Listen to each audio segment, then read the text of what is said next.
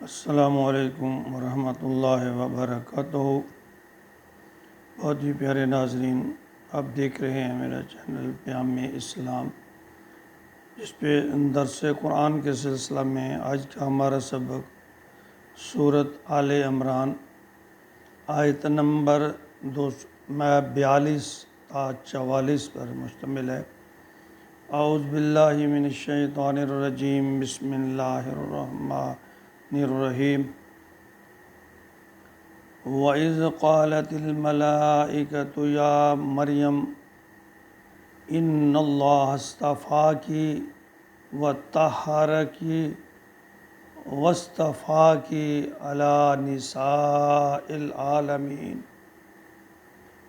یا مریم اقنتی لربک واسجدی وارکعی مع الراکعین، ذالک من انباء الغیب نوحیہ الیک وما کنت لدیہم اذ یلقون اقلامہم ایہم یکفل مریم وما کنت لدیہم اذ یختصمون۔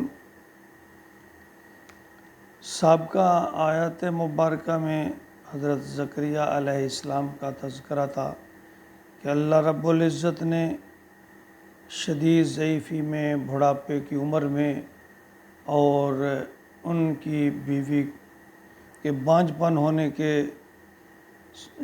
باوجود انہیں حضرت یحییٰ علیہ السلام کی بشارت دی۔ اور ان آیت مبارکہ میں اس سے بھی بڑھ کر اللہ کی طرف سے معجزہ ہے کہ حضرت مسیح کی پیدائش بغیر باپ کے اللہ رب العزت نے کی ہے، اور یہاں اس بات کا تذکرہ ہے۔ وَإِذْ قَالَتِ الْمَلَائِكَةُ یا مریم، اور وہ وقت یاد کرو جب کہ کہا ملائکہ نے، فرشتوں نے، یا مریم، اے مریم، ان اللہ اصطفاکی، یقیناً اللہ نے تمہیں چن لیا ہے، وطہرکی، اور تمہیں خوب پاک کیا ہے، واصطفاکی، اور تمہیں چن لیا ہے، علی نساء العالمین، تمام جہان کی عورتوں پر تجھے ترجیح دی ہے۔ نبی اکرم صلی اللہ علیہ وآلہ وسلم کی ایک حدیث مبارکہ ہے کہ دنیا بھر میں جو فضیلت والی عورتیں ہیں ان میں ایک تو مریم بنت عمران ہے، اور ایک آسیہ فرعون کی بیوی، اور اس کے بعد آپ نے فرمایا کہ حضرت ختیجہ بنت خویلد، یعنی جو آپ کی بیوی تھیں۔ تو اس کے ساتھ ساتھ آپ نے فرمایا کہ حضرت عائشہ کو ان تمام پر ایسے فضیلت ہے جیسے تمام کھانوں پر سرید کی، یعنی یہ اللہ رب حضرت عائشہ رضی اللہ تعالیٰ عنہ کہ جنت کی عورتوں کی بھی سردار ہیں۔ تو یہاں جو تذکرہ ہو رہا ہے اللہ رب العزت کی طرف سے کہ مریم جو ہیں، اللہ فرماتے ہیں کہ میں نے ان کو چن لیا تمام دنیا بھر کی عورتوں میں، خواتین میں۔ فرمایا یا مریم اقنتی لربک، اے مریم بس تو اپنے رب کی فرما برداری کرتی رہے، واسجدی وارکعی مع الراکعین، واسجدی سجدہ کرتی رہے، رکوع کرتی رہے، مع الراکعین، رکوع کرنے والوں کے ساتھ، یعنی باجماعت نماز میں شریک ہوتی رہے۔ ذالک من انباء الغیب، یہ غیب کی خبروں میں سے ہے، نوحی الیک، نوحی الیک، اے محمد صلی اللہ علیہ وسلم، جو ہم وحی کرتے ہیں یا کر رہے ہیں آپ کی طرف۔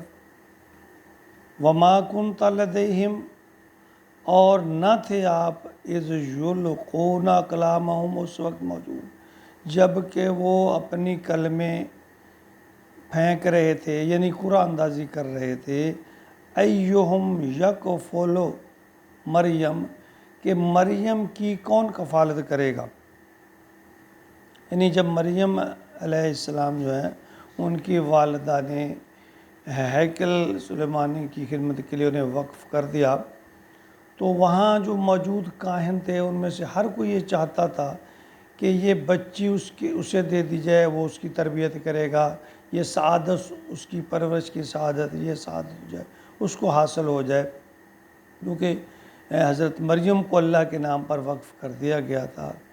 چنانچہ جب یہ مسئلہ جھگڑے تک پہنچا، کوئی فیصلہ نہیں ہو پا رہا تھا، تو پھر اس طرح قرعہ اندازی تک نوبت پہنچی۔ تو یہ جو قرعہ ہے یہ پھر حضرت زکریہ علیہ السلام کے نام نکلا، جو کہ آپ کے خالو بھی تھے۔ وَمَا كُنْتَ لَدَيْهِمْ إِذْ يَخْتَصِمُونَ، اور نہ آپ اس وقت ان کے پاس موجود تھے جب وہ آپس میں جھگڑ رہے تھے۔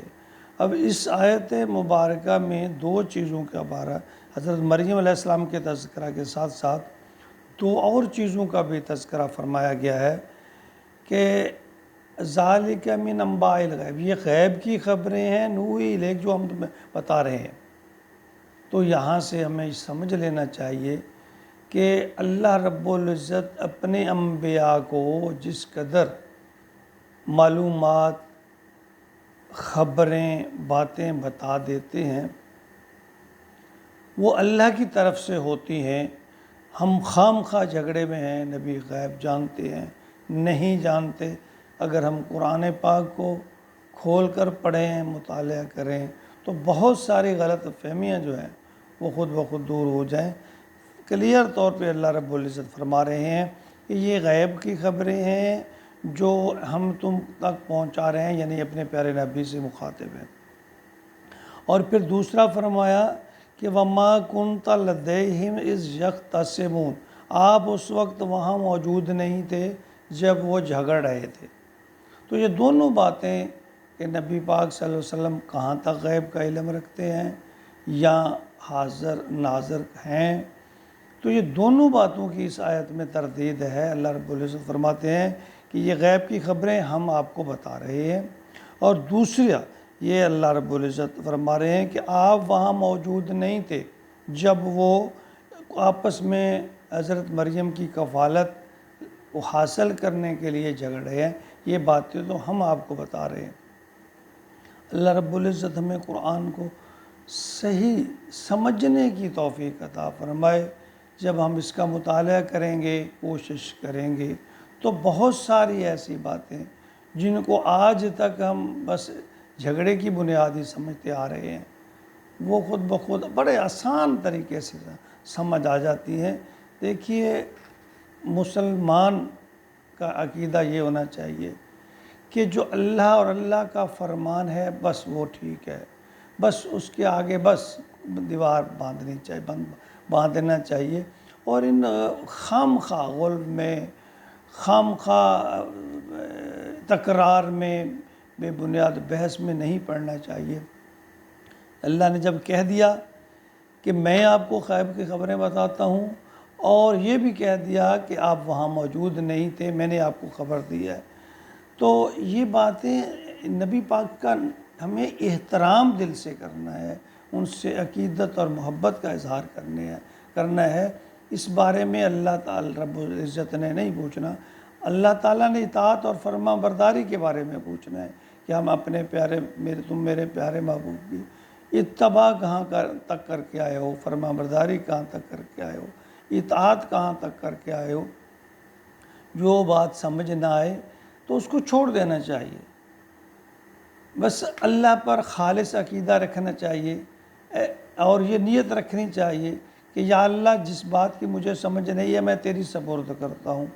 تو اس طرح بہت ساری ہم جو ہے نا لغو باتوں سے، جھگڑوں سے بچ جائیں گے۔ اللہ رب العزت ہمیں خالصتاً توحید کو سمجھنے اور پھر اس پر عمل کی اور یقین کی توفیق عطا فرمائے۔ آمین یا رب العالمین۔